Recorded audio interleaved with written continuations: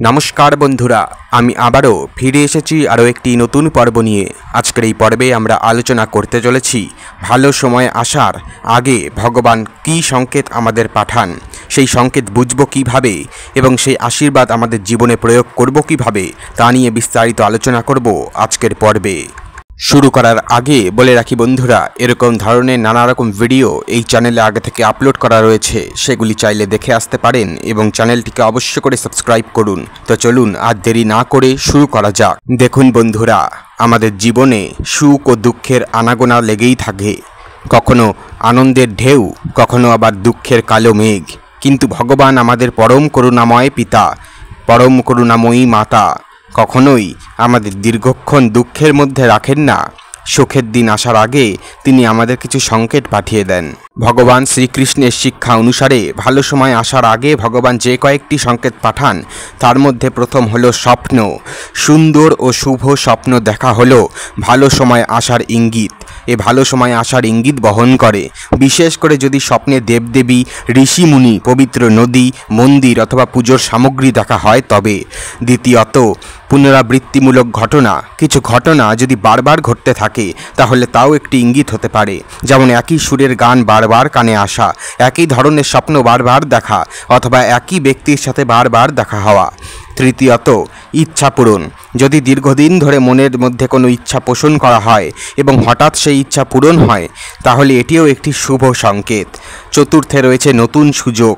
হঠাৎ করে যদি কোনো নতুন সুযোগ আসে, যেমন নতুন চাকরির প্রস্তাব, ব্যবসার সুযোগ অথবা ভ্রমণের সুযোগ, তাহলে তা ভাগ্যের উন্নতির ইঙ্গিত বহন করে। পঞ্চমে রয়েছে শারীরিক পরিবর্তন। যদি শারীরিকভাবে হঠাৎ করে ভালো লাগতে থাকে, রোগ ব্যাধি দূর হয় এবং মন প্রফুল্ল থাকে তাহলে বুঝতে হবে ভালো সময়ের সূচনা ঘটছে। এরপরে রয়েছে ইতিবাচক চিন্তা ভাবনা। যদি মনে ইতিবাচক চিন্তা ভাবনা বৃদ্ধি পায়, নিরাশা দূর হয় এবং আশা জাগ্রত হয় তাহলে তাও একটি শুভ সংকেত। সপ্তমে রয়েছে সাহায্যের হাত।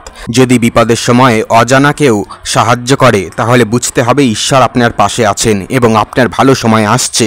কৃষ্ণ শিক্ষা দিয়েছেন যে আমাদের সর্বদা ইতিবাচক চিন্তা ভাবনা নিয়ে এগিয়ে যেতে হবে এবং ঈশ্বরের প্রতি বিশ্বাস রাখতে হবে। ঈশ্বর আমাদের সর্বদা রক্ষা করবেন এবং আমাদের জীবনে সুখ শান্তি বয়ে আনবেন। মনে রাখবেন, এই সংকেতগুলো নিশ্চিত নয় বরং সম্ভাব্য ইঙ্গিত।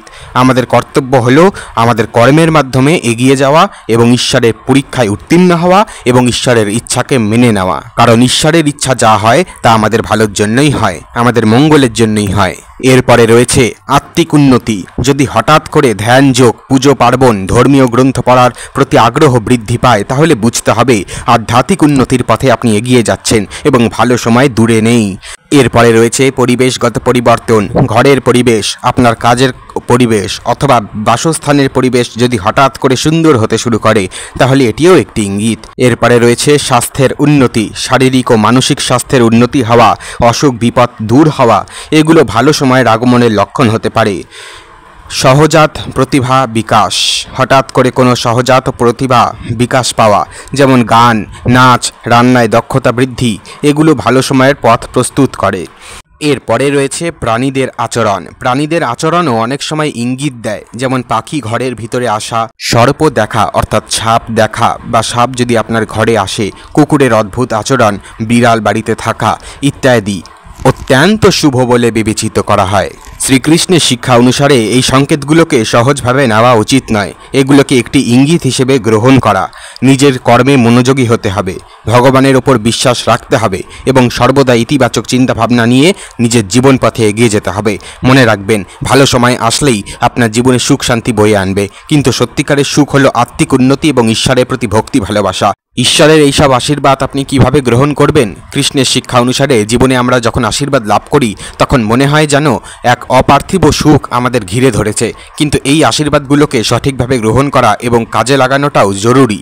কৃষ্ণের শিক্ষা অনুসারে আশীর্বাদ গ্রহণের কিছু গুরুত্বপূর্ণ দিক আমরা আলোচনা করব। প্রথমত কৃতজ্ঞতা। প্রথমেই আমাদের উচিত আন্তরিকভাবে কৃতজ্ঞতা প্রকাশ করা, ঈশ্বরের প্রতি কৃতজ্ঞতা জ্ঞাপন করা যিনি আমাদের এই আশীর্বাদ দিয়েছেন। কৃতজ্ঞতার মাধ্যমে আমরা আমাদের মনের দরজা খুলে ফেলি আরও অনেক আশীর্বাদের জন্য। দ্বিতীয়ত নম্রতা। আশীর্বাদ লাভের ফলে অহংকার বৃদ্ধি পাওয়া উচিত নয়, বরং আমাদের আরও নম্র ও বিনীত হওয়া উচিত। মনে রাখতে হবে, আশীর্বাদ কখনোই আমাদের নিজস্ব কৃতিত্ব নয়, বরং ঈশ্বরের করুণার ফল। তৃতীয়ত, সেবা। আশীর্বাদকে কেবল নিজের সুখ ভোগের জন্য ব্যবহার করা উচিত নয়, বরং আমাদের উচিত এই আশীর্বাদগুলো দিয়ে অন্যদের সাহায্য করা। দান, শুভ সাহায্য, সহানুভূতির মাধ্যমে আমরা সমাজে ইতিবাচক পরিবর্তন আনতে পারি। চতুর্থে রয়েছে দায়িত্ব। আশীর্বাদ আমাদের ওপর কিছু দায়িত্বও বর্তায়। এই আশীর্বাদগুলোকে কাজে লাগিয়ে আমাদের নিজেদের এবং অন্যদের জীবনকে আরও উন্নত করার চেষ্টা করা উচিত। সমাজের উন্নয়নে অবদান রাখার মাধ্যমে আমরা আমাদের কর্তব্য পালন করতে পারি। পঞ্চমে রয়েছে বিশ্বাস। আশীর্বাদ আমাদের ঈশ্বরের প্রতি বিশ্বাসকে আরও দৃঢ় করে। বিশ্বাসের মাধ্যমে আমরা জীবনের সকল প্রতিকূল পরিস্থিতিতে ঈশ্বরের সাহায্য দিক নির্দেশনা লাভ করতে পারি। কৃষ্ণ শিক্ষা দিয়েছেন যে আশীর্বাদকে কেবল ভৌত সম্পদের দিক থেকে দেখা উচিত নয়। জ্ঞান, বিদ্যা, সুস্বাস্থ্য, ভালো পরিবার, সৎ বন্ধু, এগুলো সবই ঈশ্বরের অমূল্য আশীর্বাদ।